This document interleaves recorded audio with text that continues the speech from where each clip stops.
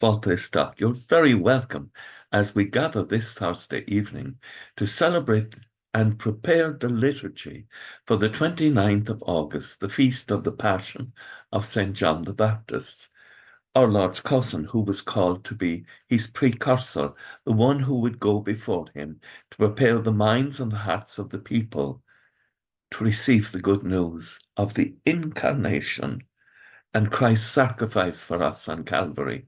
And so John will declare him to be the Lamb of God, the one who takes away the sins of the world. And so the first reading tomorrow is from Jeremiah, chapter 1, 17 to 19.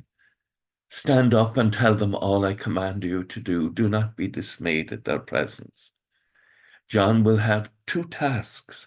One, to prepare the minds and the hearts of the people, but also to bear the backlash of evil. He's going to have to be strong in the Lord and in the love of God, to be faithful in the face of cruel intimidation. And so Psalm 71, my lips will tell of your help. In you, O Lord, I take refuge. Let me never be put to shame. In your justice, rescue me, free me, pay heed to me, and save me. And the Lord does save John. His martyrdom is the greatest blessing in his life. We might see in the gospel the defeat of goodness. No more than Christ's death on Calvary is the defeat of goodness. It is the victory of the love of God in one man's life, bearing the weight of the hatred of Satan in the hearts of powerful people who, God help them, have given themselves over to darkness. Those who've given themselves over to darkness will always be used by Satan to oppose Christ. And yet, in that action, they bring about the glory of God.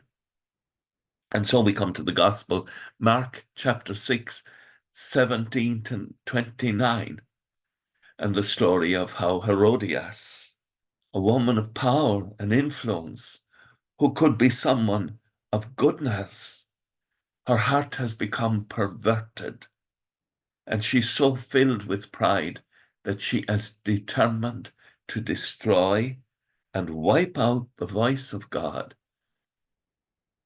John the Baptist, in the community. And so she requests his head.